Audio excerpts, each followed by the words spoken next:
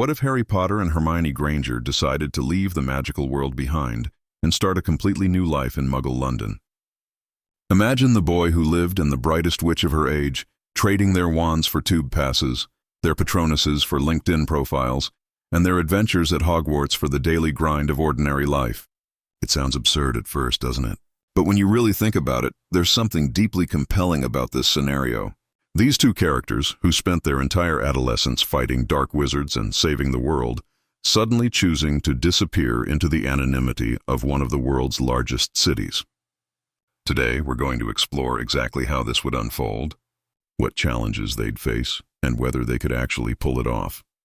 Let's start by asking the most important question. Why would they even want to do this? Harry Potter, the most famous wizard in the magical world, the one who defeated Voldemort, the chosen one whose face has been on chocolate frog cards since he was barely out of school. And Hermione Granger, war hero, brilliant mind, someone who could easily become Minister of Magic if she wanted to. What could possibly drive these two to abandon everything they've known and retreat into Muggle obscurity? For Harry, the answer might be simpler than you'd think.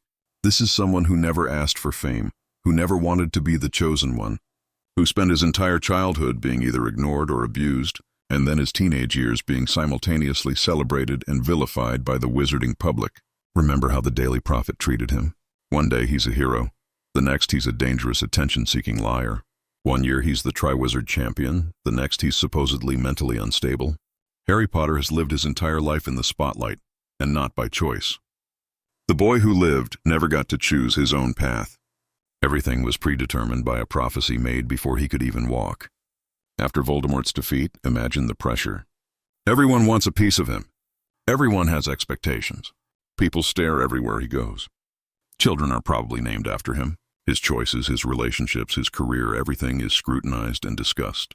For someone who grew up in a cupboard under the stairs, who found freedom and belonging at Hogwarts, the magical world might have become just another kind of prison. A gilded cage where he's celebrated but never truly free. Then there's the trauma. Let's not sugarcoat this. Harry watched multiple people die, was possessed by Voldemort, literally died and came back, and carried the weight of the entire wizarding world on his shoulders from age 11. The war might be over, but the scars run deep. Every corner of magical Britain holds memories. The Ministry reminds him of Sirius's death. Hogwarts, despite being home, is also where he watched Cedric die, where Dumbledore fell, where Fred and countless others lost their lives. Sometimes healing requires distance. Sometimes you need to go somewhere where you're not constantly reminded of everything you've lost and everything you've been through. And what about Hermione? Her motivations might be different, but equally compelling. Hermione Granger is someone who's always existed between two worlds. She was born to Muggle parents, grew up in the Muggle world, and then at 11 discovered she was a witch. But she never fully belonged to either world, did she? In the Muggle world, she was always a bit too unusual, a bit too clever, a bit too different. In the magical world, she was the mudblood, constantly having to prove herself, constantly facing prejudice because of her parentage. Even after helping save the wizarding world, even after everything she accomplished, there would still be those old pure-blood families looking down on her. The magical world might never fully accept her, not really, not in the way that matters. But there's something else about Hermione. She's someone who's always been driven by logic, by reason, by a desire to make the world better through systematic change. And the more time she spends in the wizarding world, the more she might see its flaws. The prejudice, the resistance to change, the way house elves are treated, the way the Ministry operates, the pure-blood supremacy that's woven into the very fabric of magical society. Maybe she realizes that trying to change a world so resistant to progress is a losing battle. Maybe she decides that she'd rather build a new life where she can actually make a difference, where her Muggle-born status isn't a mark against her but simply irrelevant. And then there's the question of their relationship. Whether you see them as romantic partners or as deeply close friends, their bond is undeniable. They've been through everything together. They understand each other in ways no one else can. And maybe, just maybe, they both realize that they need to escape together. That the only way to truly start fresh is to leave the magical world behind entirely and create something new. Just the two of them, in a city where no one knows their names, where they can be whoever they want to be. So they make the decision. Harry Potter and Hermione Granger are moving to Muggle London. But here's where it gets interesting. How do you actually do that when you've spent your entire adult life in the magical world? How do you navigate a society you've been disconnected from for over a decade? Let's start with the basics. They need a place to live. In the magical world, this would be simple. Harry probably has access to multiple properties. Number 12 Grimmauld Place, for instance. Maybe a family vault at Gringotts with enough gold to buy whatever he needs. But Muggle London? That's a different story entirely.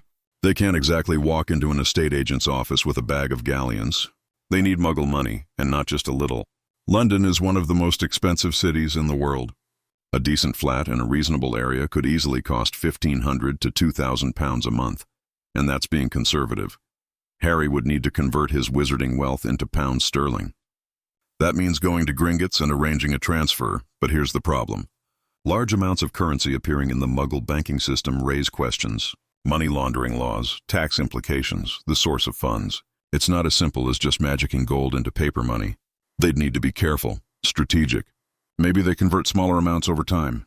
Maybe Hermione, with her logical mind, sets up a system where they gradually integrate the funds in ways that won't raise red flags. But even with money sorted, there's the question of identity. In the Muggle world, you need documentation. National insurance numbers, bank accounts, credit history, proof of address, employment history. Harry and Hermione would have gone to Hogwarts instead of regular secondary school. They have no GCSEs, no A-levels, no university degrees as far as Muggle records are concerned. They'd need to construct entire backstories that could withstand scrutiny.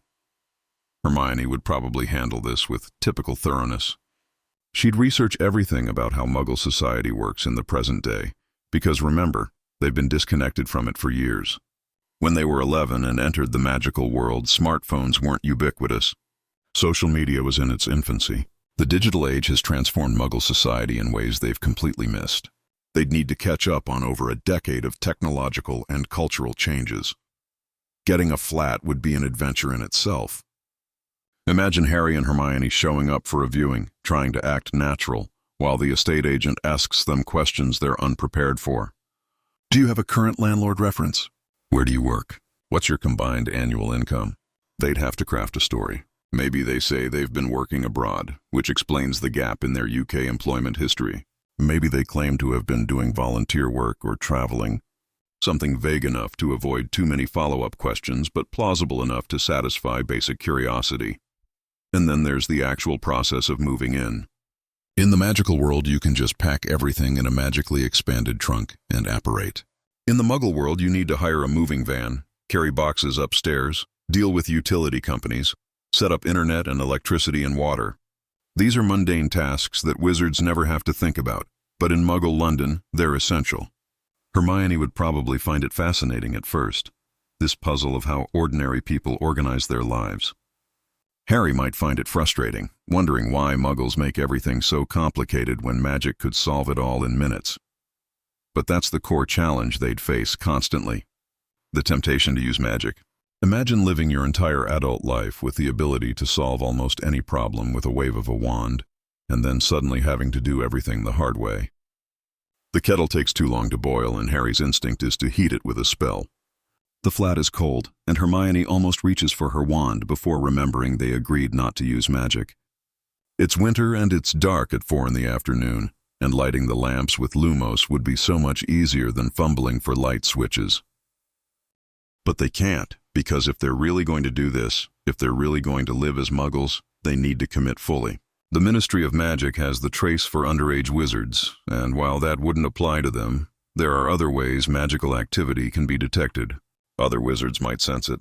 Magical law enforcement monitors for misuse of magic in Muggle areas.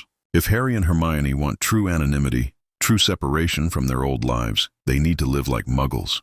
Their wands would stay hidden, emergency items locked away, only to be used in the most dire circumstances. This would be harder for Harry than for Hermione, I think. Hermione grew up Muggle.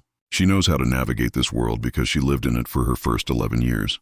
She knows how to use a telephone, how to take the tube, how to shop in supermarkets, how to interact with Muggle technology.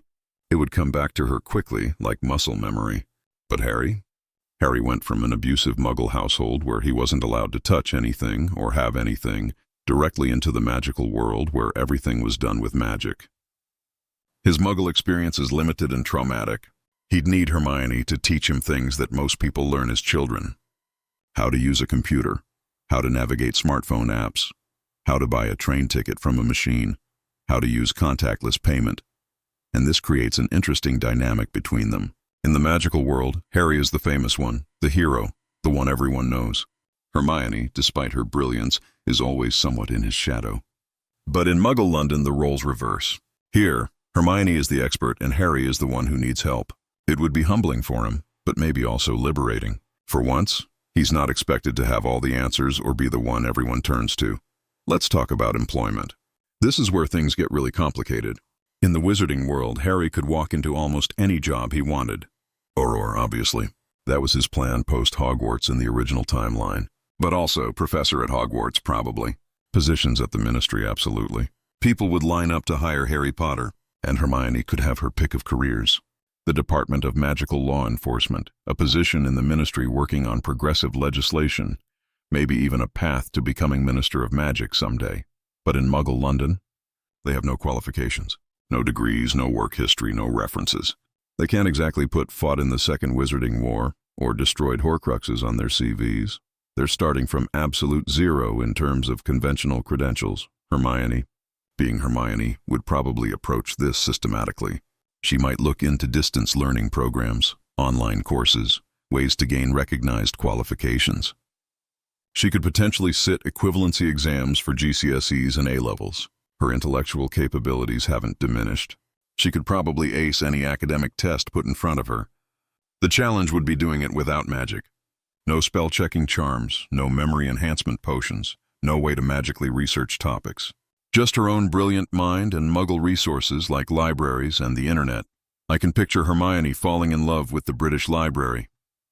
It's one of the largest libraries in the world, containing over 170 million items.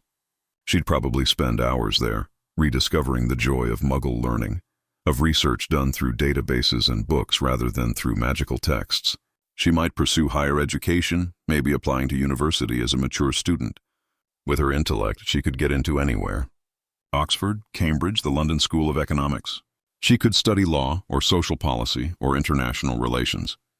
Fields where she could eventually make a real difference, but through Muggle channels. But that takes time. In the immediate term, she'd need income. Maybe she starts with something simple. Tutoring, perhaps. She could offer private lessons in various subjects. Her knowledge base is extraordinary, and she wouldn't need formal teaching credentials for private tutoring. She could advertise online, build up a client base, earn money while she works on getting formal qualifications. Harry's employment prospects are trickier. He doesn't have Hermione's academic inclinations. He's not going to suddenly develop a passion for university study. But he has other skills. He's brave, physically capable, good in a crisis, protective of others. In the magical world, that made him perfect for being an Auror. In the Muggle world, maybe he's drawn to something similar. Not police work, that would require training and background checks he couldn't pass. But private security, perhaps. Close protection work, bodyguarding. These are fields where physical capability, quick thinking, and courage matter more than formal credentials. Of course, he'd need training and licensing for that too, but it's more accessible than many other career paths. He could start with basic security work, night shifts at office buildings, monitoring CCTV, patrol work.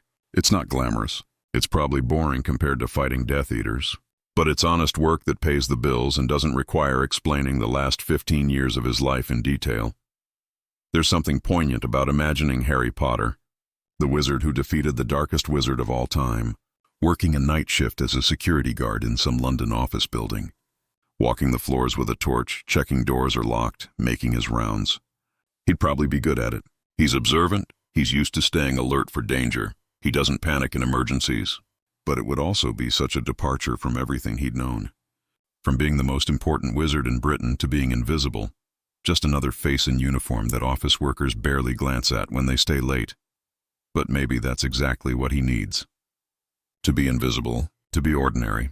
To have his biggest concern be whether someone left a window open, not whether dark wizards are plotting to kill him and everyone he loves. Their social lives would change dramatically too.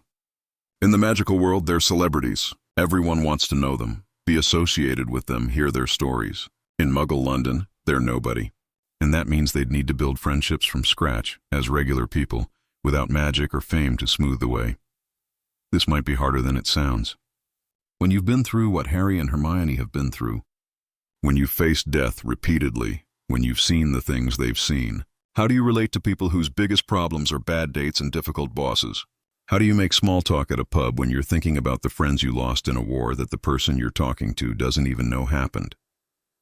They'd need to be careful too, always monitoring what they say, avoiding mentions of anything magical, constructing fake histories for themselves. Where did you go to school? A small private school in Scotland. It closed down years ago. You wouldn't have heard of it. What did your parents do? Hermione might say her parents were dentists, because that's true, though she'd leave out the part about modifying their memories and sending them to Australia. Harry would have to decide whether to mention the Dursleys at all, or just claim to be an orphan raised by distant relatives. Every new friendship would come with the anxiety of maintaining the lie, of remembering what they've told different people, of avoiding situations where their lack of Muggle knowledge might show. Imagine someone inviting them to watch a popular TV show and realizing they've never heard of it. Not because they haven't seen it, but because they've been completely disconnected from Muggle popular culture for over a decade. Or someone makes a reference to a major news event from the last few years, and they draw a blank because they were too busy fighting a war in a parallel society. Dating would be even more complicated, if either of them were interested in dating people other than each other. How do you build intimacy with someone when you can't tell them about the most important parts of your life? When you can't explain your scars, your nightmares, your trauma? When the most defining experiences of your existence have to remain secret? This is why, honestly, it makes so much sense for Harry and Hermione to be together in this scenario. Not necessarily romantically, though that's certainly possible, but together as partners in this strange new life. They're the only ones who truly understand what the other has been through. They don't have to lie to each other or hide parts of themselves. They share the secret of who they really are and where they really came from. Living together as Muggles, they develop new routines, new rhythms of life. Morning coffee made without magic, just a standard kettle and a French press. Taking the tube to work instead of apparating. Food shopping at Tesco or Sainsbury's instead of magical markets. Learning to cook properly, because they can't just summon meals or use preservation charms. Hermione would probably discover a love of cooking, actually. It's logical, methodical, follows clear instructions you can research and improve. She'd buy cookbooks, watch cooking shows, experiment with recipes. Harry might be less enthused, but he'd help. They'd share the domestic labor in ways they never had to in the magical world. Washing dishes by hand or loading a dishwasher, doing laundry at a laundrette or in a machine in their flat, hoovering carpets, all the boring, mundane tasks of ordinary life that magic makes unnecessary, and slowly, gradually, they might find peace in it. In the mundanity, in the simplicity, in the fact that their biggest stress is whether they have milk for tea, not whether someone's trying to kill them. They might find that ordinary life, the life they never got to have because they were too busy being special, being chosen, being heroes, is actually quite nice. But it wouldn't all be smooth. There would be moments of crisis, moments where the temptation to use magic becomes almost unbearable. Imagine one of them gets sick, really sick, and in the magical world this would be so easily solved with a potion or a healing spell. But here they have to go to a Muggle doctor, wait for an appointment, go through the NHS system. Or what if one of them is in danger?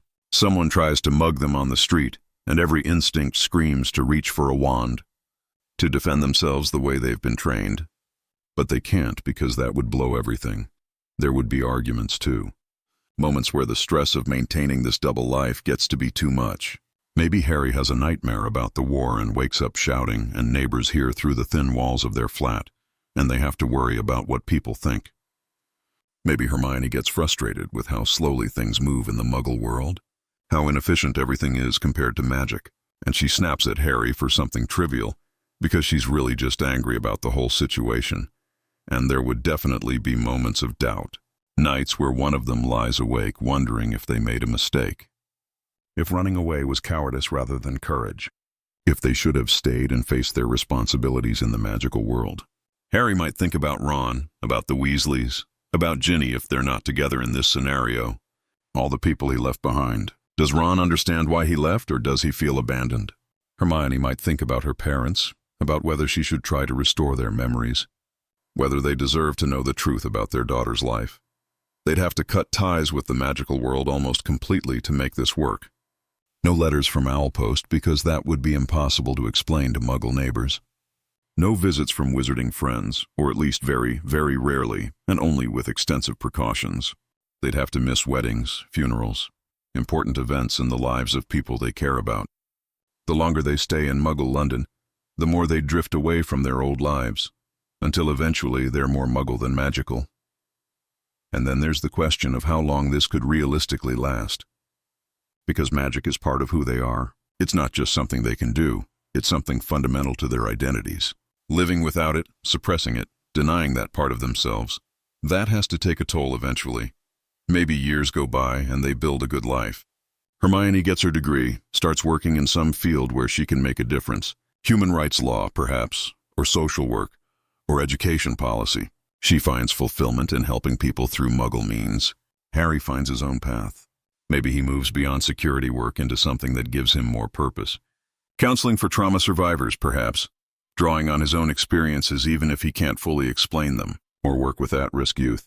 Something where he can protect people in a different way than he did during the war. They make Muggle friends. Maybe they have people over for dinner parties. Maybe they go on holiday to Spain or Greece. Just normal tourist holidays where they actually relax instead of hunting for Horcruxes. Maybe they adopt a cat, a normal cat, not a half-Kneasel, and laugh at how much simpler it is than dealing with Crookshanks's attitude. They build a life that's quiet and peaceful and normal, but late at night sometimes one of them pulls out their wand, just to hold it, just to remember, just to feel that connection to who they used to be. They might practice small spells in private when they're absolutely sure no one can see, just to make sure they haven't lost the ability. The magic doesn't go away just because you stop using it. It's still there under the surface waiting, and eventually something would happen that forces a decision. Maybe someone from their old life finds them. Maybe there's an emergency in the magical world that requires their help. Maybe one of them has a magical child, and suddenly they can't hide from magic anymore because it's manifesting in the next generation. Or maybe they just wake up one day and realize that as nice as this life is, as peaceful as it's been, they miss magic too much. They miss being able to do extraordinary things. They miss the wonder and the possibility. Or maybe, and this is the most interesting possibility, maybe they make it work long term. Maybe they find a balance. They live primarily as Muggles, but they don't completely abandon their magical heritage. They keep their wands locked away but accessible. They maintain contact with a few trusted people from the magical world through careful, untraceable means. They let themselves use magic occasionally, in complete privacy, just enough to stay connected to that part of themselves without compromising their Muggle life. They become something unique. Not quite Muggle, not quite wizard, but something in between. Living proof that it's possible to exist in both worlds, even if most people choose one or the other. They'd have a depth of experience that almost no one else could match. Understanding Muggle society from the inside. Understanding magical society from years of immersion. Able to see the strengths and flaws of both. And maybe that's their real contribution in the end. Not as the boy who lived or the brightest witch of her age, but as bridges between worlds. Maybe occasionally they do help the magical world, acting as consultants on Muggle affairs, helping the Ministry understand Muggle society better so they can coexist more peacefully. They could be intermediaries, operating from the shadows, using their unique position to do good in ways that don't require them to give up the quiet life they've built. There's something beautifully subversive about this whole idea, isn't it? The notion that the greatest heroes of the wizarding world would choose obscurity. That defeating Voldemort wouldn't be the end of their story, but the beginning of a completely different one. That the happy ending they deserve isn't glory and recognition, but peace and anonymity and the chance to just be themselves without the weight of expectations. Think about what this scenario says about heroism and sacrifice. We're so used to stories where heroes are rewarded with acclaim, with positions of power, with their names in history books. But what if the real reward is the freedom to walk away? The courage to say that you've given enough, that you don't owe anyone any more of yourself, that you're entitled to build a life on your own terms, even if that disappoints people's expectations? Harry spent his entire life being used by others, Dumbledore raising him like a pig for slaughter, knowing he'd have to die to defeat Voldemort, the Ministry alternately celebrating and vilifying him depending on what served their political purposes. the wizarding world expecting him to risk his life again and again because he's the chosen one. As if that prophecy gave everyone else the right to demand things of him. Walking away from all of that isn't cowardice, it's self-preservation. It's choosing his own life over everyone else's expectations. And Hermione. Brilliant Hermione, who could do anything, be anyone. Choosing a quiet life where her intelligence is used for smaller scale, more personal impacts rather than grand gestures. That's powerful too. She spent her whole life proving herself, fighting against prejudice, working twice as hard because she was Muggle-born. Maybe in Muggle London, she doesn't have to prove anything to anyone. She can just exist and use her talents however she wants, without constantly battling against institutional bias. Of course, from the outside, from the perspective of the magical world they left behind, this might be seen as tragic. The prophet would probably publish think pieces about whatever happened to Harry Potter. Where is he now? Why did he abandon the world he saved? There would be conspiracy theories. Some people would claim they died and the ministry covered it up. Others would say they went into hiding because of threats from remaining Death Eaters. Some might guess closer to the truth that they simply wanted out, but even those people might not understand why. Ron would be hurt, certainly, if we imagine a scenario where Harry and Hermione left together without him. He'd probably feel betrayed, abandoned by his two best friends. But maybe eventually he'd come to understand. Maybe he'd even visit occasionally, carefully, making sure he's not followed, apparating to a location outside London, and then taking Muggle transport the rest of the way. Sitting in their small flat drinking tea, listening to them talk about their mundane lives, seeing that they're genuinely happy, and realizing that they made the right choice for themselves even if it wasn't the choice he would have made. The Weasley family would be confused and concerned. Molly would worry, would want to fix things, would probably try to lure them back with talk of family dinners and how much everyone misses them. Arthur would be fascinated by their choice to live as Muggles and would ask 1,000 questions about how everything works. George might understand better than most, knowing about the need to escape from painful memories. And what about the younger generation? If Harry left, he wouldn't be there to name his children after his lost loved ones. He wouldn't be sending James Sirius or Albus Severus or Lily Luna off to Hogwarts. Those children wouldn't exist, or they'd exist in a very different form. Maybe Harry and Hermione have kids together, or maybe they don't. Maybe they decide that bringing magical children into a Muggle life would be too complicated, too many risks.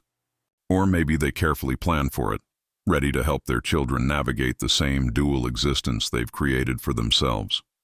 Imagine a child growing up in Muggle London, going to Muggle primary school, playing with Muggle friends, but knowing that their parents are secretly magical. Being told from a young age that this is a secret they must never reveal, learning to be careful about what they say and who they say it to, and then getting their Hogwarts letter at 11 and having to decide whether to go, whether to dive into the magical world that their parents walked away from. That would be such a difficult decision for Harry and Hermione to make. Do they let their child go to Hogwarts, knowing it might mean losing them to the magical world the way they've tried to leave it behind? Or do they refuse, keep their child in the Muggle world, deny them the chance to learn magic and be part of that heritage? There's no good answer. Either choice involves sacrifice, but maybe by then, enough time has passed that it's easier. Maybe they've made peace with their magical nature and can support their child in embracing both worlds in a way they couldn't manage for themselves. Maybe they see their child as a chance to do it better, to raise someone who's truly comfortable in both worlds, rather than feeling torn between them. Let's talk about the practical magic they'd have to give up and what they'd miss most. Hermione would probably miss the intellectual aspects of magic most. The complex spells, the theoretical work, the thrill of discovering new magical principles. She'd miss the library at Hogwarts with all its arcane knowledge. She'd miss being able to research obscure magical theory and push the boundaries of what's possible. In the Muggle world, she could still be an intellectual, still learn and grow, but it would never be quite as extraordinary as magic.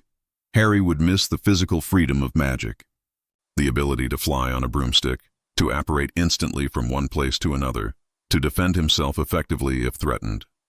He'd miss his Patronus, that tangible representation of his happiest memories. He'd miss the sense of power that came with magic, not in a dark way, but the confidence of knowing he could handle almost any situation with a spell. They'd both miss the small conveniences. Lumos when you need light. Warming charms when you're cold. Cooling charms when you're hot. The ability to repair broken items with Reparo instead of having to replace them or struggle with Muggle fixes. Scourgify for cleaning instead of scrubbing things by hand. All those little spells that make life easier and that you don't appreciate until you can't use them anymore. And they'd miss the beauty of magic. The wonder of watching a spell work perfectly. The aesthetic pleasure of magical effects, like the way a Patronus shimmers, or how magical fire burns in different colors, or the way apparition feels, that sense of being compressed and then released. Muggle life has its own beauty, certainly, but it's a different kind. Less overtly spectacular, more subtle, but what they'd gain would be significant too. Privacy, first and foremost, the ability to be themselves without constant scrutiny, the freedom to make mistakes without them being reported in the Prophet, the chance to have normal problems, problems that don't involve life or death, problems where the worst-case scenario is embarrassment or inconvenience rather than death. They'd gain the opportunity to discover who they are without magic defining them. Harry could figure out his identity separate from being the boy who lived. Hermione could explore aspects of herself that don't revolve around being the cleverest witch of her age. They could develop new skills, new interests, new facets of their personalities that never had room to grow when they were too busy fighting dark wizards. There's also something to be said for the challenge of it. For two people who've accomplished extraordinary things with magic, living successfully as Muggles would be a new kind of achievement. It would prove their adaptability, their resilience, their ability to thrive in any circumstance. Some people might see it as a step down, but it's really just a different kind of difficult, and the relationship between them would deepen in new ways. They've been through war together, survived impossible odds together, but this would be different. This would be building a life together, day by day, in all the boring, mundane ways that really test a partnership. Can they navigate IKEA together without arguing? Can they agree on what color to paint the living room? Can they split household chores fairly? Can they support each other through the inevitable frustrations and disappointments of ordinary life? In some ways, this would be a greater test of their bond than anything they faced at Hogwarts. Anyone can be brave together when facing external threats, but building a quiet life together, staying committed when things get boring, supporting each other through depression or career frustrations, or just the general ennui of adult life, that requires a different kind of courage and commitment. Let's really dive into what their daily life would look like in those first few months, because this is where the reality of their decision would hit hardest. Imagine their first morning in their new Muggle flat. They wake up to the sound of traffic outside, car horns and sirens and the general noise of London that they're not used to after years of magical silence, or the relative quiet of places like Grimmauld Place with its protective enchantments. There's no house elf bringing breakfast. There's no magic keeping the temperature perfect. It's February and the flat is freezing because the heating hasn't come on yet, and they need to figure out how the thermostat works. Harry would probably stumble to the kitchen first, still half asleep, reaching instinctively for his wand to start the coffee, and then remembering with a jolt that he can't do that anymore. He'd have to actually fill the kettle with water, manually, plug it in, wait for it to boil. Such a simple thing. But when you've been able to heat water with a flick of your wrist for 15 years, having to wait 3 minutes for a kettle feels like an eternity. And it's not just the time, it's the mental adjustment. Every single action now requires thought, planning, physical effort. Nothing is instantaneous anymore. Hermione would handle it better at first. She'd approach it methodically, making lists of everything they need to learn and figure out. How to operate the washing machine, how to use the underground, how to shop at a supermarket efficiently, how to pay bills online. She'd buy books about modern technology, about smartphones and computers and all the digital infrastructure that's been developed since they left the Muggle world behind. She'd treat it like studying for exams, breaking everything down into manageable chunks of knowledge to be absorbed and mastered. But even Hermione would have moments of frustration. Like when she's trying to set up internet in their flat and the customer service person on the phone is explaining things using terminology she doesn't understand. And she can't just consult a magical encyclopedia or ask nearly headless Nick for help. She's genuinely struggling with something that most teenagers could handle easily. And for someone who's always been the smartest person in the room, that's humbling and irritating in equal measure. Their first trip to a supermarket together would be an adventure. They'd stand in front of the vegetables, Harry picking up a courgette and asking what it is, Hermione explaining it's just a zucchini, they're the same thing. British versus American terminology. They'd be overwhelmed by the sheer volume of choices. 20 different types of pasta sauce. 15 varieties of bread.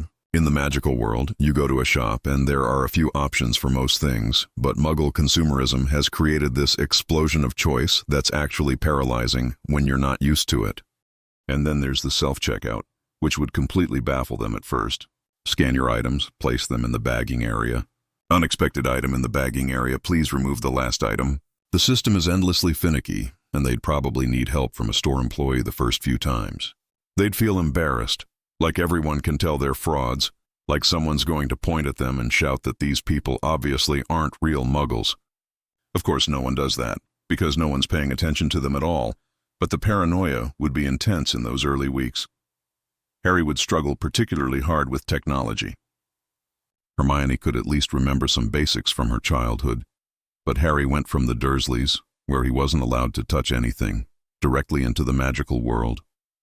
He'd need Hermione to teach him how to use a smartphone from scratch. This is the camera. This is how you take a photo. This is how you send a text message. No, Harry, you need to actually type the words, not just say them out loud. He'd find it all unnecessarily complicated. Why do you need to swipe versus tap versus hold? Why are there so many apps, and how do you know which one does what? The interface of modern technology is designed for people who've grown up with it, who understand the visual language and the logic intuitively. But to Harry, it would be like trying to read runes without any training, and social media would be a minefield for both of them. Hermione would want to understand it because it's such a huge part of modern Muggle culture. So she'd create accounts on various platforms, but she'd have to be so careful about what she posts, what she says, maintaining the backstory they've created. She can't post photos that might include anything magical in the background. She can't reference experiences from her real past. She has to constantly monitor what she's sharing to make sure it aligns with their cover story. Harry would probably just avoid it altogether. The idea of putting his life on display, even under a fake name, would feel too risky and too reminiscent of the kind of scrutiny he was trying to escape. He'd be the person who doesn't have Facebook or Instagram or anything, and when people ask why, he'd just shrug and say he's not into that stuff, which would make him seem a bit odd, but not suspiciously so. Plenty of people reject social media. Their attempts to make Muggle friends would be awkward and halting. Maybe they meet neighbors in their building. A young couple in the flat next door who invite them over for drinks one evening. Harry and Hermione would go, nervous about maintaining their cover, armed with the backstory they've rehearsed. They met at a small private school in Scotland. They've been traveling for the last few years, working odd jobs around Europe. That's why their knowledge of current UK affairs is spotty. They're trying to settle down now, figure out what they want to do with their lives. The couple would ask normal questions. What did you do in Europe? What kind of work? Where did you live? And Harry and Hermione would have to improvise, building on the basic framework they've prepared. They'd be hyper-aware of every word they say, analyzing whether it sounds believable, whether they're being consistent with what they said earlier, whether they're revealing anything suspicious.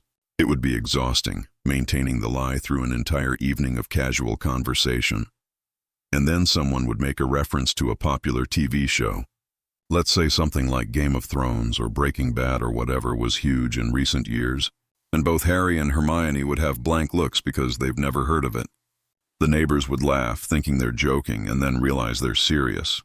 You've never watched it? Everyone's watched it. Where have you been? And that would become a recurring issue. They'd be constantly revealing gaps in their cultural knowledge. Someone mentions a viral video or a meme and they don't know what anyone's talking about. Someone references a major news event from 3 years ago and they have to pretend they heard about it but don't remember the details.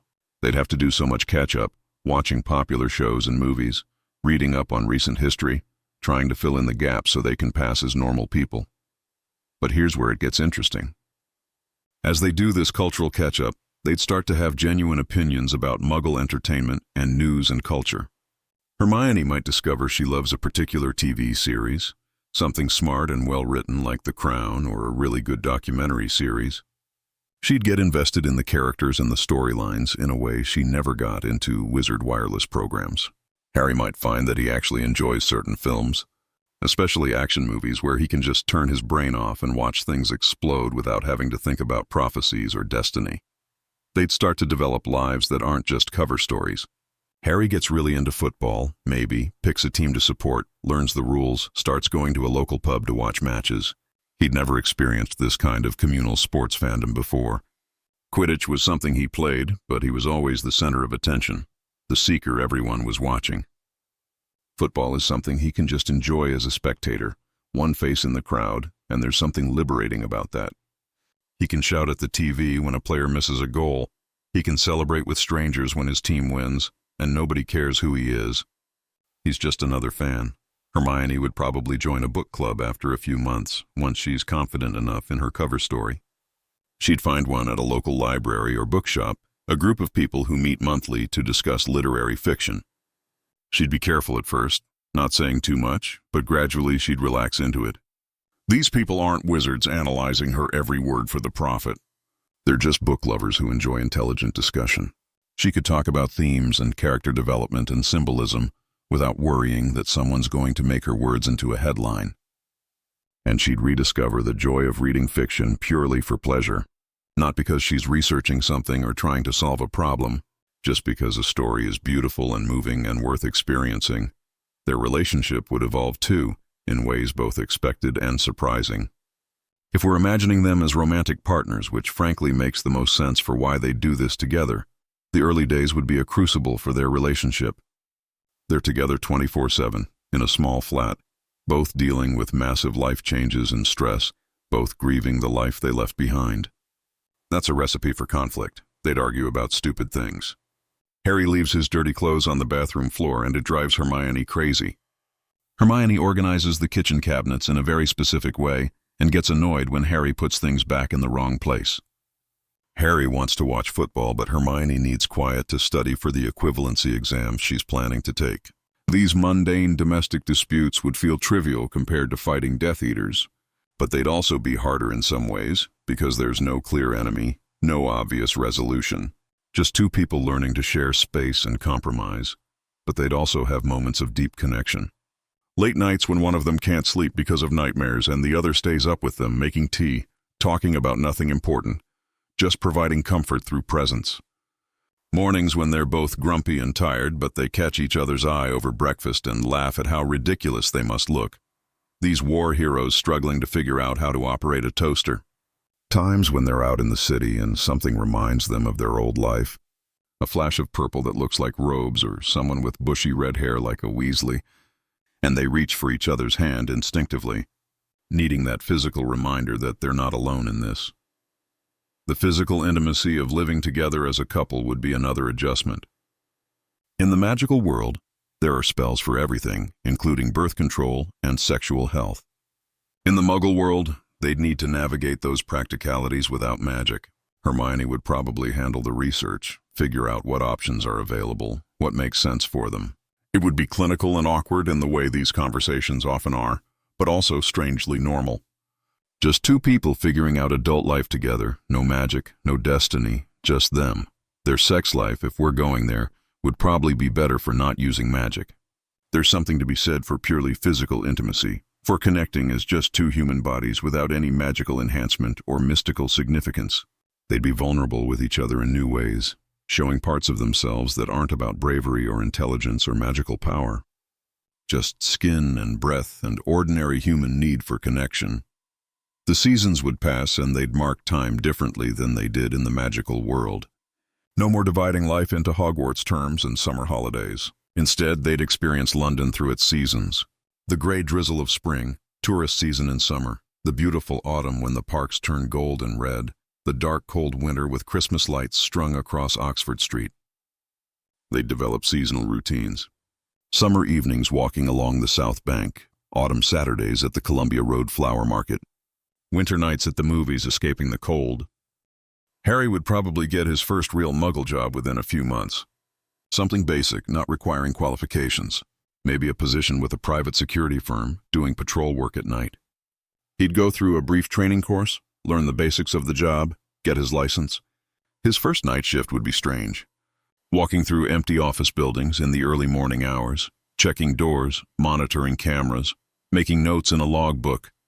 It's so far removed from being an Auror or fighting Voldemort that it would almost feel surreal, but he'd find aspects of it satisfying. The solitude, first of all. Hours where he can just be alone with his thoughts without anyone demanding anything of him. The simplicity of the tasks. The clear expectations. He shows up, he does his rounds, he leaves. No moral dilemmas, no life or death decisions. Just a job with clear parameters. And the people he works with would treat him like anyone else. They'd complain about management together. Share tips about the best places to get coffee near their various sites. Occasionally go for a drink after work. He'd be just Harry, the quiet guy who does the night shift. Reliable and professional, but not particularly remarkable. One of his co-workers, let's call him Marcus, an older man who's been doing security work for 20 years, would take a liking to Harry. Marcus would pick up on the fact that Harry's a bit lost, clearly running from something in his past, even if he doesn't know what. Marcus wouldn't pry, but he'd offer advice in that gruff, understated way some men have. Buy yourself some decent boots. The cheap ones will destroy your feet on these long shifts. Don't skip your breaks. Management doesn't care if you're dedicated.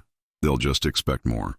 If someone's hassling you at a site, don't try to be a hero. Just call the police.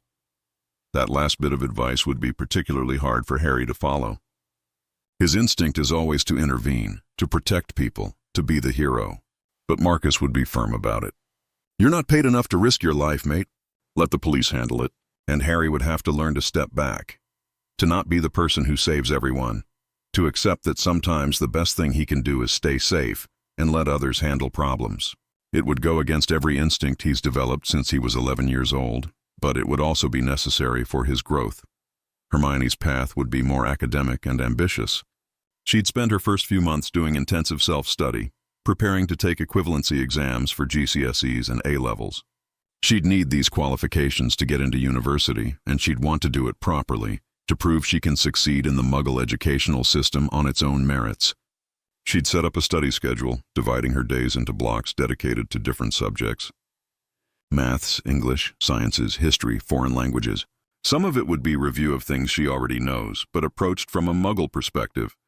Other topics would be completely new, developments in science and history that occurred after she left the Muggle world behind.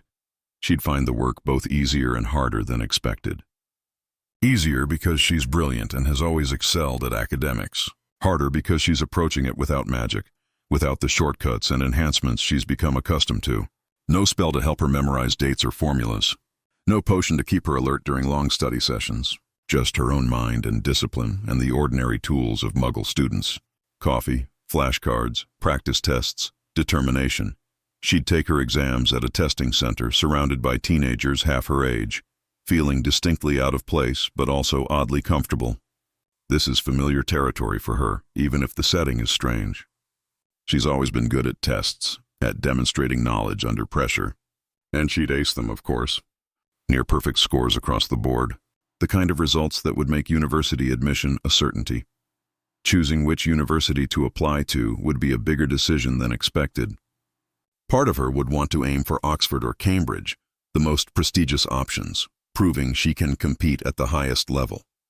But another part would worry about the scrutiny that might come with attending such elite institutions. People might dig into her background more thoroughly. There might be wizards or witches among the students or faculty who could recognize her. It might be safer to choose a good but less prominent university. UCL, King's College, LSE. Excellent schools where she could get a top-tier education without quite as much of the spotlight. In the end, she'd probably choose based on the program rather than the prestige. She'd look for the place doing the most interesting work in whatever field she decides to pursue. Maybe human rights law, maybe international development, maybe social policy. Something where she can channel her passion for justice and her desire to help marginalized people, but through Muggle systems rather than magical ones. She'd write her personal statement carefully, crafting a narrative about her unconventional educational background, her time traveling and learning about the world, her commitment to making a difference. It would be truthful in its emotional core while lying about the specifics, which is the kind of careful balance they'd become experts at maintaining. When she gets her acceptance letters, probably multiple offers because her exam scores would be extraordinary, it would be a genuine moment of triumph. Proof that she can succeed as a Muggle, that her worth isn't dependent on magic or her reputation in the wizarding world. Harry would be so proud of her, probably more proud than she is of herself.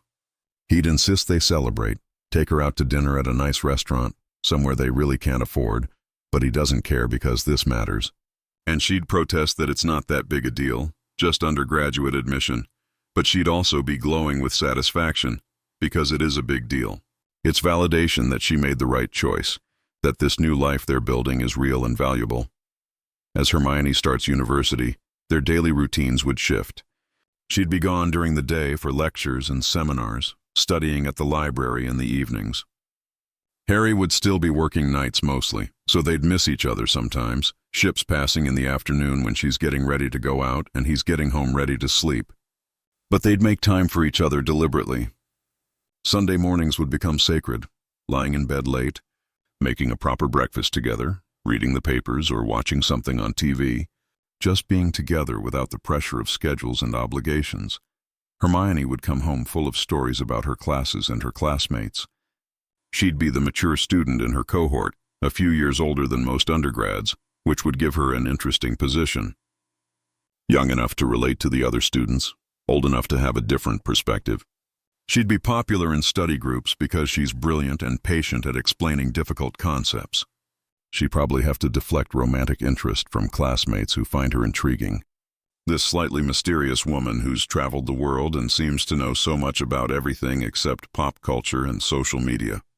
Harry would live vicariously through her stories, enjoying university life secondhand. He'd help her prepare for exams in his own way, quizzing her from her notes even though he doesn't fully understand the material, making sure she eats and sleeps and doesn't push herself too hard.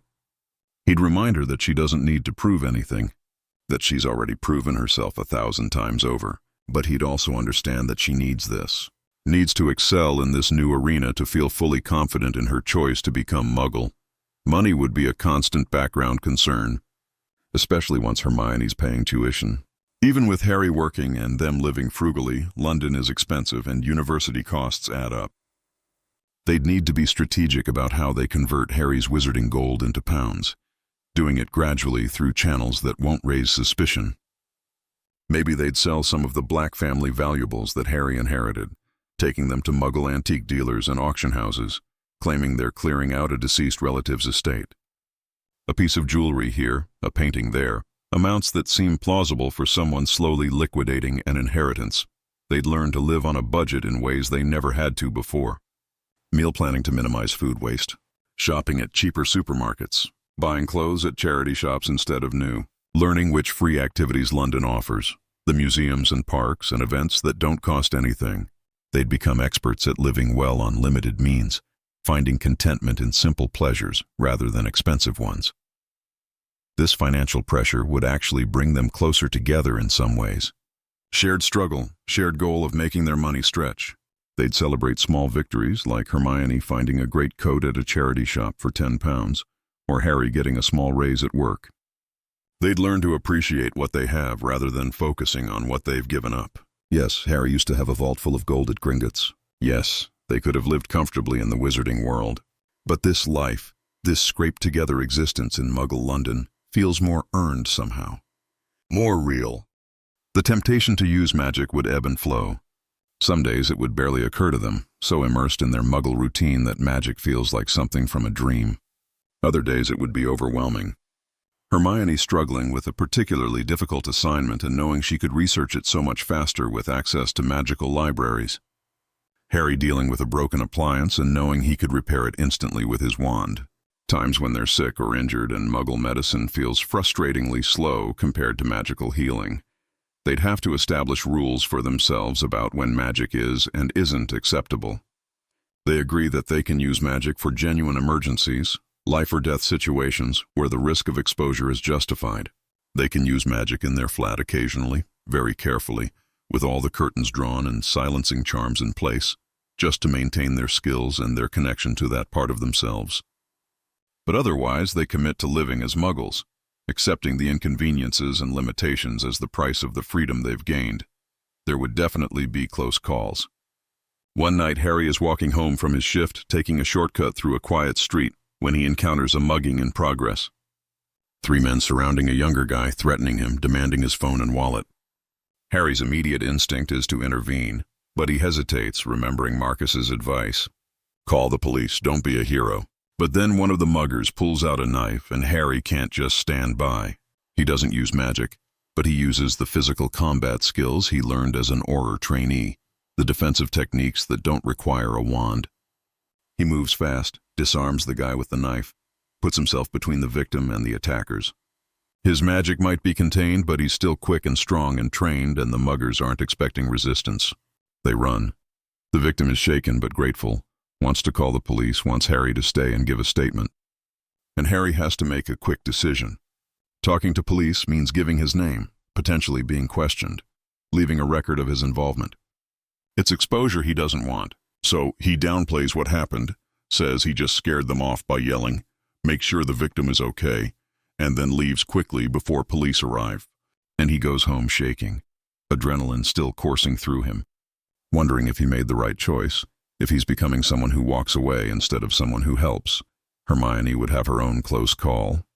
She's in the library at university, deeply focused on writing an essay, when she notices a student at a nearby table showing signs of a serious medical emergency. Difficulty breathing, clutching their chest, clearly in distress. In the magical world, Hermione would know healing spells, would be able to help immediately. In the Muggle world, she has to run to get help, to find someone who can call for an ambulance, to do basic first aid she's not fully trained in while they wait for paramedics to arrive. The student survives, is taken to hospital, turns out to be a severe allergic reaction. But Hermione is haunted by how helpless she felt, how her magical training was useless, how she nearly reached for her wand in front of dozens of witnesses in a moment of panic. These incidents would spark serious conversations between them about whether they're doing the right thing. Is it ethical to have abilities that could help people and not use them? Are they being selfish, prioritizing their own peace and anonymity over the good they could do? These aren't easy questions, and they'd wrestle with them honestly. Harry would argue that they've already given more than enough. They fought a war, they nearly died multiple times, they saved the entire wizarding world. They're entitled to step back, to live for themselves now. They can't save everyone, and trying to do so would destroy them. They need to preserve their own well-being and sanity, and that means accepting limits on their intervention in the world. Hermione would struggle more with this position. Her natural inclination is to help, to fix problems, to fight injustice wherever she sees it. But she'd also recognize the truth in what Harry says. They're not invincible. They're traumatized and damaged and trying to heal. Using magic to help would mean risking exposure, which would mean risking the life they're building, the peace they're finding. And if they're constantly on edge about being discovered, if they can never truly relax or feel safe, then they're just trading one kind of prison for another. They'd reach a compromise. They'll help when they can, in the ways available to them as Muggles. Harry can intervene physically in situations like the mugging, using his combat training without magic. Hermione can use her intelligence and education to work on systemic problems through her studies and eventual career. They can volunteer, donate to charity, support good causes. They can make a difference in small, personal ways that don't require revealing who they really are. It won't be as dramatic or sweeping as what they could do with magic, but it will be sustainable, and it will be real. This decision would mark a turning point for them. A conscious choice to embrace their new identities not as temporary cover stories, but as their real lives. They're not wizards pretending to be Muggles anymore. They're people with magical abilities who've chosen to live primarily as Muggles. It's a subtle shift in perspective, but an important one. As their first year in Muggle London turns into their second year, they'd notice themselves changing. Small things at first. Harry stops automatically reaching for his wand when he needs something. Hermione starts thinking in terms of Google searches rather than library research for quick information. They become comfortable with technology, with urban transit, with all the rhythms and patterns of Muggle life. They develop opinions about London neighborhoods, favorite coffee shops, preferred walking routes through the city. This place stops being a hiding spot and starts being home. They'd make actual friends too, not just acquaintances, but people they genuinely care about. Maybe another couple they meet through Hermione's university, people who share their values and interests. Maybe co-workers of Harry's who he bonds with over shared experiences and mutual respect. These friendships would be complicated by the secrets they're keeping, but they'd also be real in their own way. You don't need to know everything about someone to care about them, to enjoy their company, to want good things for them. One friend in particular might become significant. Let's say Hermione meets a woman named Yasmin in one of her seminars, a British Pakistani woman studying international human rights law. Yasmin is passionate, brilliant, funny, and she and Hermione click immediately. They start studying together, then getting coffee after class, then meeting up outside of academic contexts. Yasmin becomes the first person in Muggle London who feels like a real friend, rather than just someone they know. And Yasmin would challenge Hermione in good ways. She'd call Hermione out when she's being too perfectionistic or too hard on herself. She'd drag her to social events Hermione would normally avoid. She'd ask thoughtful questions about Hermione's past that require careful navigation, but also show genuine interest in understanding who Hermione is. And crucially, Yasmin would share her own story, her own family's experiences with migration and discrimination and building a life across cultures, and Hermione would see parallels to her own experience, even though the specifics are completely different. Harry would be glad Hermione has this friendship. He'd worry sometimes that he's not enough for her, that she needs more social connection than he can provide, so seeing her come alive with the energy of genuine friendship would relieve some of that concern.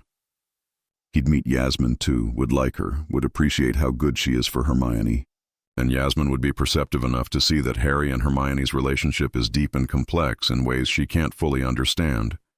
But she wouldn't pry. She'd just accept them as they are. Harry would develop his own friendship with Marcus, his co-worker, though it would be different in style. Less emotional intimacy, more quiet companionship. They'd watch football together sometimes, grab a pint after work, talk about practical things rather than feelings. Marcus would teach Harry useful skills, how to do basic home repairs, how to maintain a car if they ever got one, practical Muggle knowledge that Harry never learned growing up. And Marcus would offer life wisdom in his own gruff way. When Harry seems down, Marcus might tell him about his own rough patches, his divorce, times he struggled with purpose and direction, how he got through it. Just enough to let Harry know he's not alone in finding adult life difficult sometimes. These friendships would matter more than Harry and Hermione might initially expect. Having people in their Muggle life who care about them, who they can be partially themselves with, even if not completely honest, would make London feel less isolating. They'd start to build a support network, a community, the kind of social fabric that makes a place feel like home rather than just somewhere you happen to live. Their second winter in London would be hard in different ways than the first. The first winter, everything was new and overwhelming, but also exciting in its novelty. The second winter, the reality would set in. This is their life now.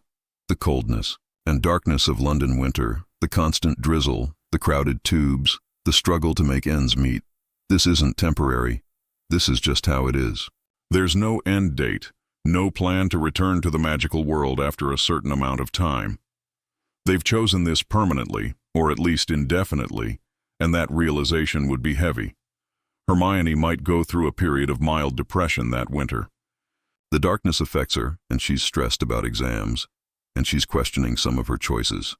Did they really need to cut ties so completely? Could they have found a middle ground, staying loosely connected to the magical world while building Muggle lives? She'd get quiet, withdrawn, spend long hours studying alone, push Harry away when he tries to help. It would be scary for both of them because they've been each other's rock, and suddenly that foundation feels shaky. Harry would try to support her but wouldn't quite know how. He'd suggest things that sound helpful but aren't quite right. Want to take a break from studying? Want to go do something fun? And she'd snap at him that she can't take a break. She has exams coming up. Doesn't he understand how important this is? And he'd retreat, hurt, unsure what to do. He might talk to Marcus about it in vague terms. My partner's going through something and I don't know how to help. And Marcus would give simple advice. Be there. Don't try to fix it. Sometimes people just need to know they're not alone. So Harry would change tactics. He'd stop trying to cheer Hermione up or distract her and just be present. He'd bring her tea while she's studying. He'd make sure there's food in the flat. He'd sit quietly in the same room doing his own thing while she works, just being there. And gradually, she'd come out of it. The days would start getting longer as winter turned toward spring.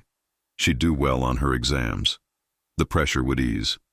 And she'd apologize for pushing him away, and he'd say there's nothing to apologize for. They're in this together. Through the hard times, too. This experience would teach them that their new life won't always be easier than their old one. Different problems, but still problems.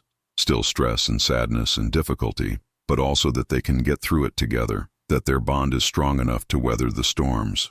Spring would bring renewal. Hermione would finish her first year of university with high marks. Harry would get promoted at work, given more responsibility, a bit more pay. They'd feel like they're making progress, like their new life is taking shape in positive ways.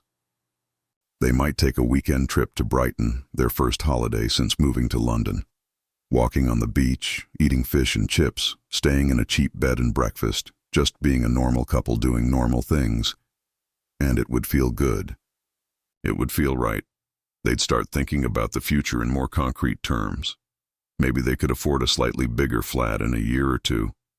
Maybe Hermione could do a master's degree after her undergraduate. Maybe Harry could train for a different career, something more fulfilling than security work.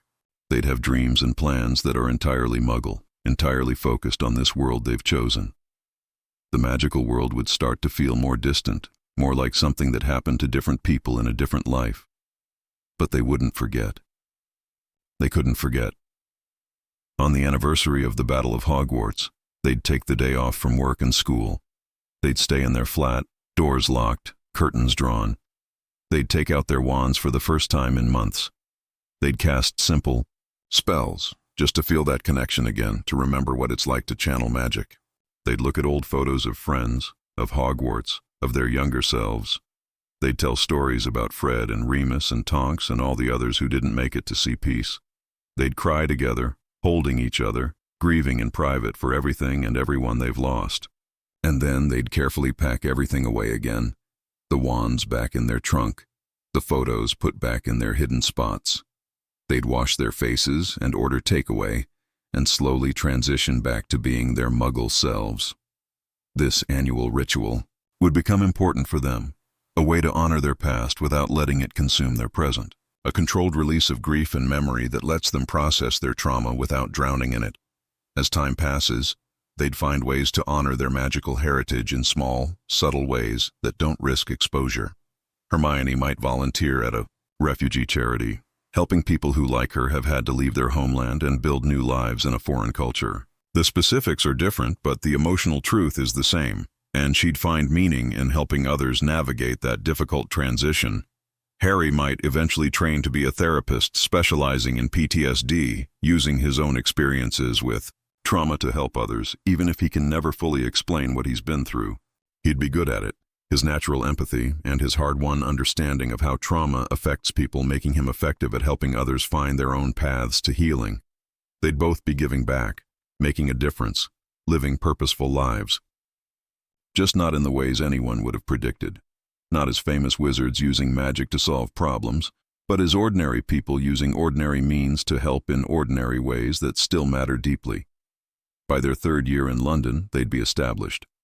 Hermione well into her degree, Harry stable in his work, both of them integrated into Muggle life in ways that feel natural rather than forced. They'd have favorite restaurants, usual commutes, regular social plans. They'd know their neighbors well enough to chat in passing. They'd be part of the fabric of their neighborhood, just another couple among millions in this huge city. And maybe one evening they'd be walking home from the tube station, holding hands, discussing what to have for dinner, completely immersed in their ordinary concerns. And someone from their old life would see them.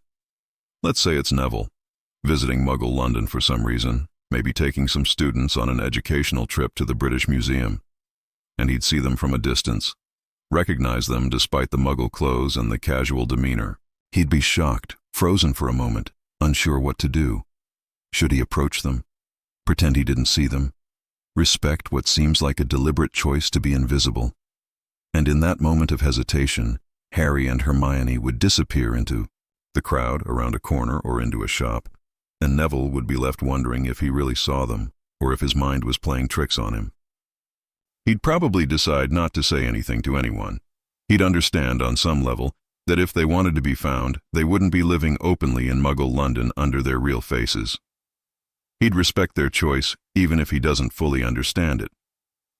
But he'd wonder about them sometimes, hope they're happy, wish them well in whatever life they've chosen. This close call would rattle Harry and Hermione, though. It would remind them that they're never truly safe from discovery, that the magical world is always one coincidence away from intruding on their Muggle life. They'd have to decide whether this means they need to be more careful, maybe use glamour charms to slightly alter their appearances when they go out, or whether they accept the risk as part of choosing to stay in Britain rather than moving somewhere more remote. They'd probably decide to accept the risk. Using glamours constantly would mean using magic constantly, which defeats part of the purpose. And Britain is their home. London is where they've built this new life. Running away to some remote corner of the world would feel like letting fear win. So they'd stay, but they'd be more cautious for a while, more aware of their surroundings, more careful about who might be watching. The incident would also make them think about the friends they left behind, Ron especially. They'd wonder how he's doing, whether he's married to someone, whether he's happy, whether he thinks about them. The Weasleys, who were like family to Harry. Hermione's parents, assuming their memories were never restored. All the people they've hurt by leaving, intentionally or not. The guilt would surface sometimes, sharp and painful, making them question whether their choice to leave was selfish. But they'd work through it together. They'd remind each other that they're allowed to choose themselves, that they don't owe anyone unlimited sacrifice, that they've already given more than most people ever will, and they're entitled to step back and build lives for themselves, that the people who truly love them would want them to be happy, even if that happiness looks different than expected. It wouldn't make the guilt disappear entirely, but it would make it bearable. By their 4th year, there might be new considerations. They're getting older. They might start thinking seriously about whether they want children. This would be a complicated discussion with multiple layers. First, the basic question all couples face. Do they want to be parents at all? Are they ready for that responsibility? Can they afford it financially and emotionally? But then the additional questions unique to their situation. If they have children, those children will likely be magical. How do they handle that? Do they send their kids to Hogwarts when letters arrive? Do they try to raise magical children in the Muggle world without formal training? What do they tell their children about who they really are and when? These aren't easy questions. Having children would mean they couldn't maintain complete separation from the magical world. They'd need to at least arrange for their children to have wands, to have access to magical education, to understand their heritage. But that would risk exposure. Parents dropping off kids at platform 9 3/4 get noticed. Parents attending Hogwarts events might be recognized. Their children would know they're famous in the wizarding world, and keeping that secret from other students would be nearly impossible. Alternatively, they could choose not to have children at all. This would be easier in many ways, allowing them to maintain their chosen anonymity indefinitely. But it would also mean accepting that certain experiences will never be theirs, that the Potter and Granger family lines end with them.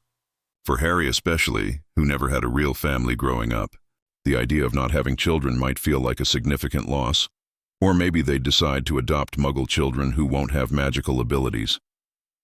This would allow them to be parents while avoiding the complications of raising magical children. But it would also mean denying that part of their heritage, never passing on their magical knowledge to the next generation. And adopted children would still have questions about their adoptive parents' past, would still need some version of their history. True or invented, there's no perfect answer, just different sets of challenges and trade-offs. They'd probably spend months discussing it, weighing the options, trying to imagine different futures. Maybe they'd eventually decide to wait, to table the decision for a few more years while they continue to settle into their Muggle lives. Or maybe they'd decide one way or the other and commit to it fully. Either way, it would be another major decision point in their new life. Another moment where they have to actively choose what kind of life they're building. Let's imagine they decide to wait on children but make another major choice, buying a small house instead of renting. By year 4 or 5, they'd have saved enough for a down payment on a modest property, probably somewhere in outer London where prices are more reasonable. Maybe a small terrace house in Leighton or Walthamstow, nothing fancy but theirs. This would feel momentous, signing a mortgage under their own names, being homeowners, literally putting down roots in Muggle London. It's about as permanent a commitment as they could make to this new life. The process of buying would be stressful in all the normal ways first-time buyers experience. The searching, the viewings, the negotiations, the surveys and legal work. But it would also feel affirming. They're not just hiding in Muggle London anymore. They're investing in it. They're building equity and stability and a future here. The house would be theirs to modify and maintain and make into a home in ways a rental never could be. They'd probably buy a house that needs work, something they can afford because it's a bit run down. And then they'd spend months fixing it up, doing as much of the work themselves as they can to save money. Harry would learn basic plumbing and electrical work from YouTube videos and DIY books, getting frustrated when things don't work as easily as the tutorials make it seem. Hermione would paint walls and refinish floors, approach home improvement with the same methodical thoroughness she brings to everything. And slowly, room by room, they'd transform this shabby little house into something beautiful. The temptation to use magic for home renovation would be enormous. They could repair everything instantly, perfectly, with a few well-placed spells. But they'd resist mostly. Maybe occasionally, late at night when they're sure no neighbors are watching, they'd use a charm to help with something particularly difficult. But for the most part, they'd do it the Muggle way, and there would be satisfaction in that, in using their hands and tools and effort to create something, in the physical tiredness after a day of manual labor, in stepping back and looking at what they've accomplished through purely ordinary means. Their house would become a sanctuary, a place where they can fully relax, where they can be most themselves within the constraints they've set. They'd have a small garden in the back where Hermione would try growing vegetables and herbs, delighting in the simple magic of plants growing from seeds she planted herself. Harry would set up a small workshop in the shed, collecting tools, building things with his hands. These would become their hobbies, their ways of finding peace and satisfaction in ordinary activities. They'd host dinner parties sometimes, inviting Yasmin and other friends over, cooking meals together, drinking wine, having the kind of adult social life they never really got to experience in the wizarding world where they were always either too young or too famous or too busy fighting evil. These evenings would be precious to them, proof that they've built a real life with real connections, laughter echoing through their small house, friends sitting around their dining table, stories and jokes and the warm feeling of belonging. And maybe on one of these evenings, after a particularly nice dinner party, after their friends have left and they're cleaning up together, Harry and Hermione would have a moment of clarity. They'd look at each other across the kitchen, dirty dishes in hand, tired but happy, and realize that they've done it. They've actually built a good life here. They're not just surviving or hiding. They're genuinely happy. The magical world feels so far away now, almost like something they dreamed.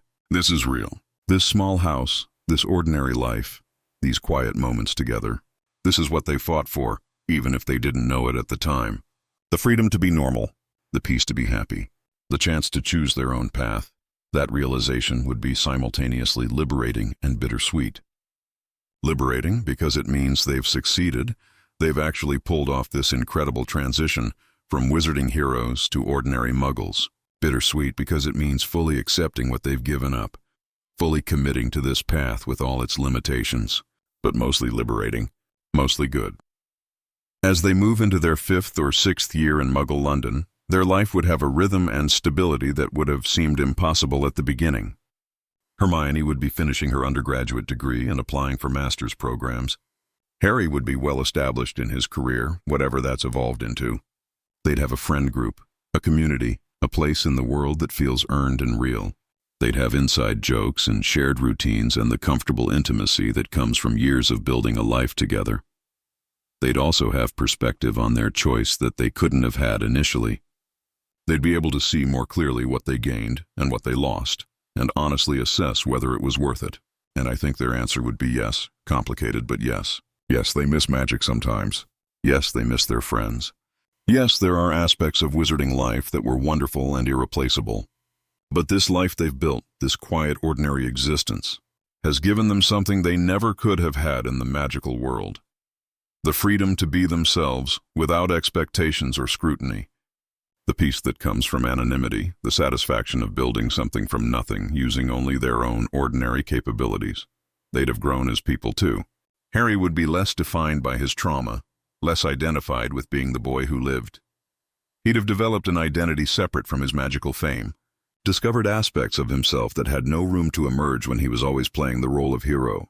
He'd be more grounded, more comfortable in his own skin, more able to just exist without feeling like he needs to save everyone or live up to impossible standards.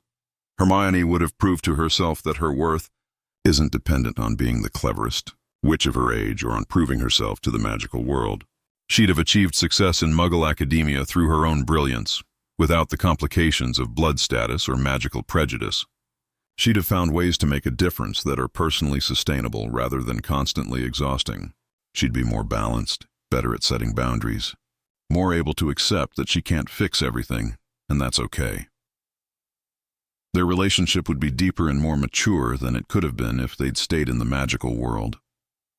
They'd have been through everything together: the war, the transition to Muggle life, financial struggles, personal crises, the mundane challenges of daily coexistence. They'd know each other's worst moments and best moments, their weaknesses and strengths, their fears and hopes.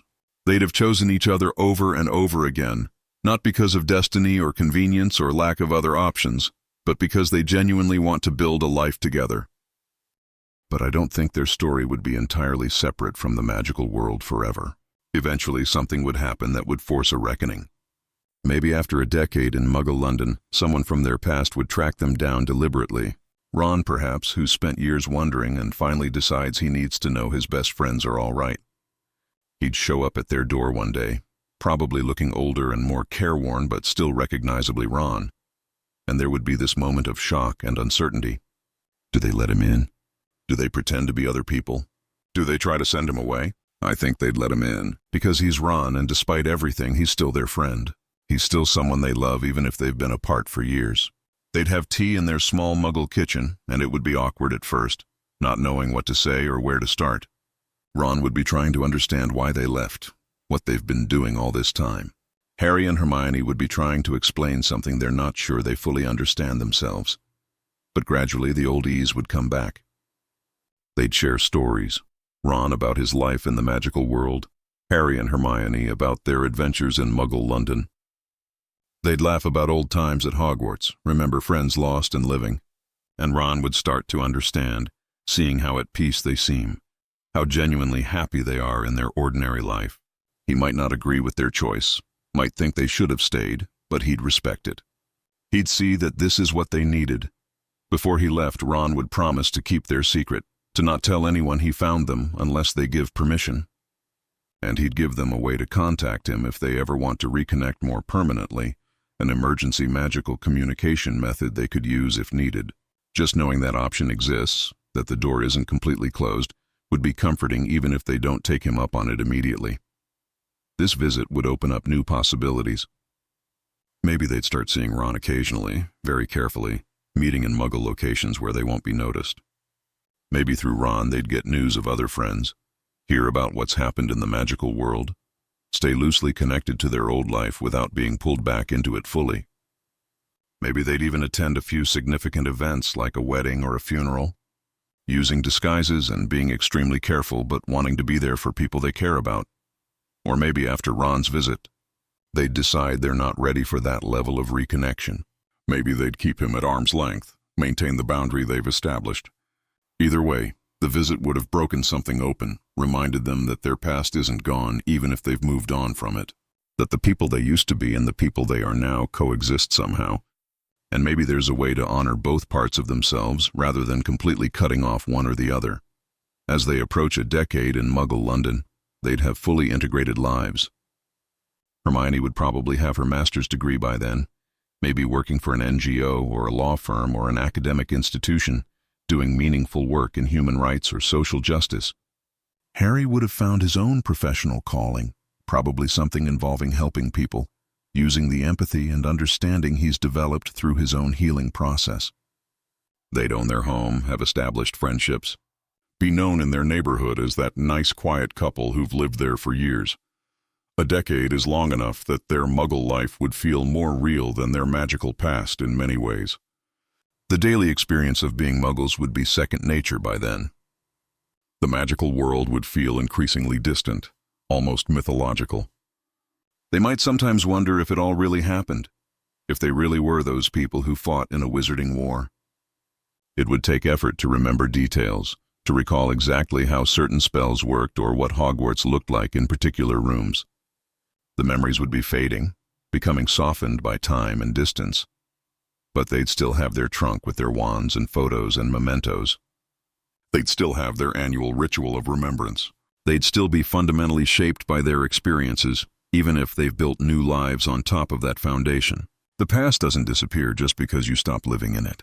It becomes part of you, woven into who you are in ways both obvious and subtle. And maybe that's the ultimate answer to whether Harry Potter and Hermione Granger could successfully move to Muggle London.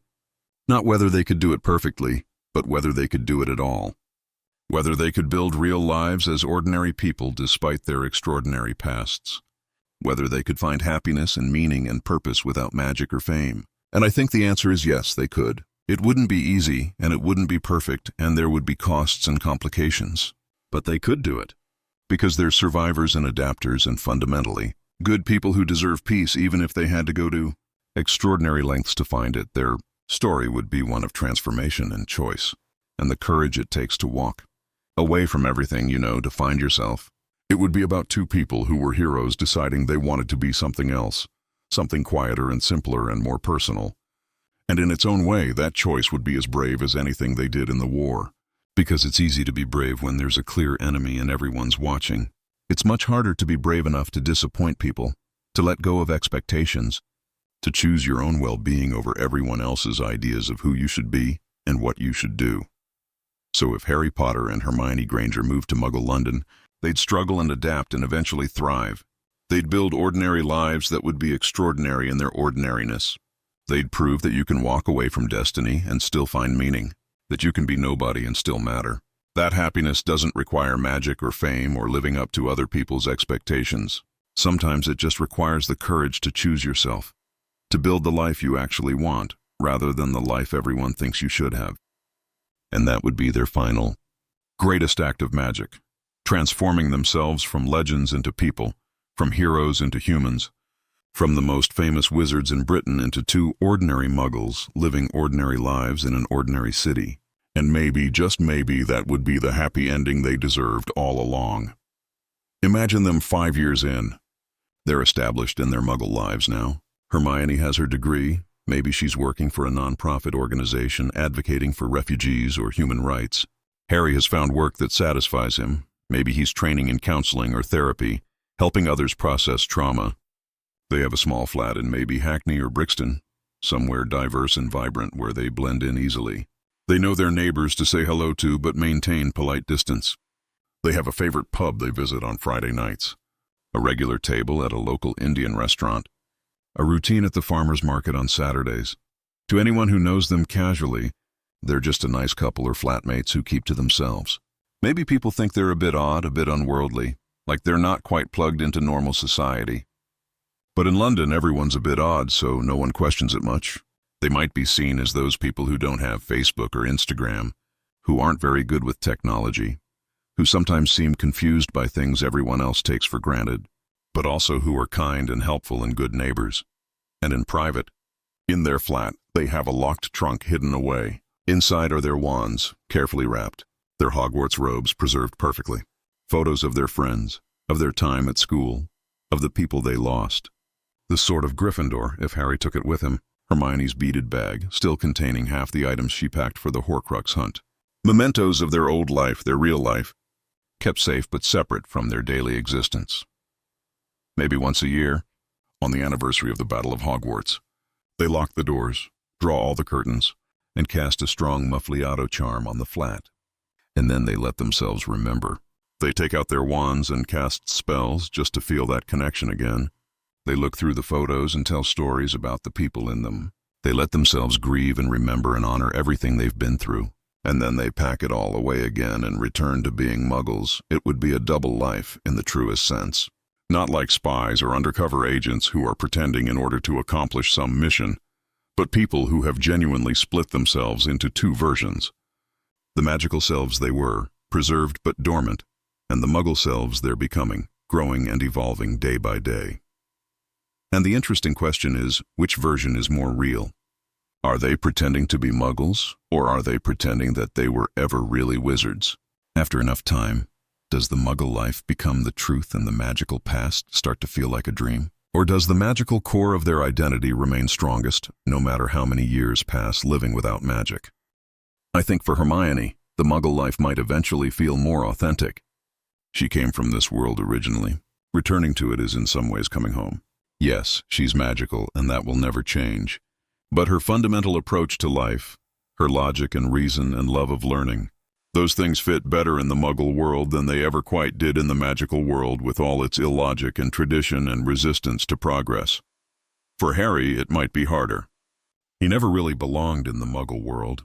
His experiences with the Dursleys ensured that, and he found belonging, real belonging, in the magical world at Hogwarts. Even if he needed to escape from fame and expectations, the magical world was his home, in a way the Muggle world never was. He might always feel a bit like an exile, someone who chose to leave but who never stops missing home. But maybe that's okay.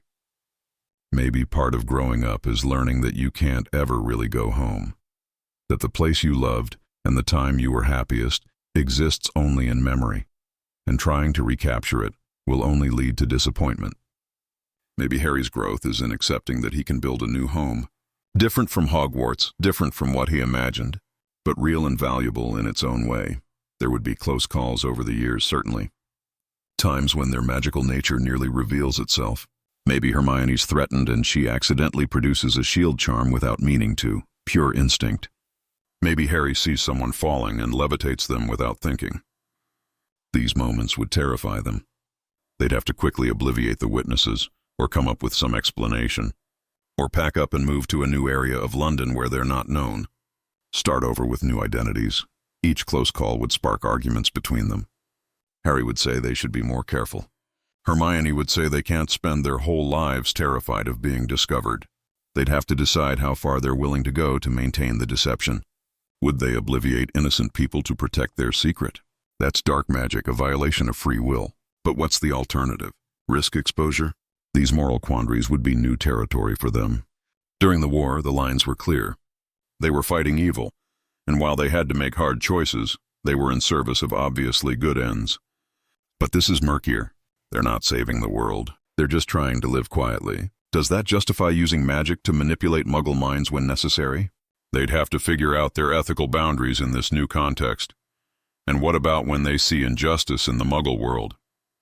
When Hermione reads about some humanitarian crisis or human rights abuse, when Harry sees a news report about children being harmed, the temptation would be enormous to intervene magically. They have power that could solve problems, save lives, make things better. Is it ethical to sit on that power just because they want to live normal lives? This is something Hermione would struggle with particularly hard. She's always been driven to help, to fight injustice. Spew might have been naive, but it came from a genuine place of wanting to make the world better. Living as a powerless Muggle when she could be using magic to help people would eat at her. She might try to do good through purely Muggle means through her job or volunteer work, but it would never feel like enough when she knows what else she could do. Harry might handle it better, ironically. He never asked for power or responsibility. He might feel relief at having a legitimate reason to not be the one who fixes everything. Let someone else save the world this time. He's done his part, but they'd have to support each other through these moral struggles. Have long conversations late at night about whether they're being selfish, whether they're wasting their gifts, whether they made the right choice. There would be no easy answers. They'd have to learn to live with ambiguity, with the knowledge that every choice has costs and that there's no perfect option. Over time, they might develop a compromise. Maybe they do occasionally intervene magically when the stakes are high enough, when they can do so without being traced, when the good outweighs the risks. But they'd be selective, careful, strategic. They'd choose their battles instead of trying to solve everything. It wouldn't be enough to satisfy Hermione's sense of justice fully, but it would be something, and maybe they'd find ways to help that don't require magic at all. Hermione could become genuinely influential in her Muggle career, affecting policy changes that help thousands of people. Harry could work with trauma survivors and make real differences in individual lives. They could channel their heroic impulses into Muggle means, and maybe find that it's satisfying in its own way. Slower, less dramatic, but sustainable in a way that magical heroics never were. The question of children would loom large as they get older. If they have magical children, those children will get Hogwarts letters. They'll have to make decisions about whether to let them attend. And if they do, they'll have to prepare those children for entering a world where their parents are famous but pretending not to be. Imagine James Sirius Potter, or whatever Harry might name a son, going to Hogwarts and learning about Harry Potter the hero. Maybe having to pretend his dad isn't that Harry Potter. Or worse, other students figuring it out and him having to deal with the fame and expectations that his father ran away from. Alternatively, they might not have children at all. Maybe they decide it's too complicated, too risky. Maybe they choose to live their lives for themselves, focus on their relationship and their own healing and growth, rather than bringing the next generation into their complicated situation. That would be a valid choice too, though possibly a sad one. Harry in particular might struggle with the decision not to have children, knowing it means the Potter line ends with him. Or maybe they have children, and those children are squibs. It's rare, but it happens. And then they'd have an entirely different set of challenges. Raising magical children who can't do magic, helping them navigate the knowledge of what they are without the ability to participate fully in that world. But maybe that would actually be easier in some ways. They could tell their children everything, share their history openly, because there's no risk of the children accidentally revealing the family secret through magical outbursts. As the years turn into decades, Harry and Hermione would age. Unlike in the magical world where they'd have access to youth-preserving potions and healing magic, here they'd age naturally. Gray hair, wrinkles, the various aches and pains of getting older. They'd have to use the NHS, see Muggle doctors, deal with health issues the Muggle way. A broken bone means a cast and weeks of healing, not a quick spell from Madame Pomfrey. A serious illness means hospitals and treatments and uncertainty. This would be sobering. In the magical world, they'd likely live well past 100 with decent health most of the way. In the Muggle world, their lifespan is more limited. They're trading years of life for freedom from their past. Is it worth it? They'd have to believe it is, even as their bodies start to fail them in ways that magic could easily fix. And eventually, one of them would die. Maybe Harry dies first, his body never quite recovering from all the abuse it took during his youth in the war. Maybe Hermione outlives him by years, decades even, or vice versa.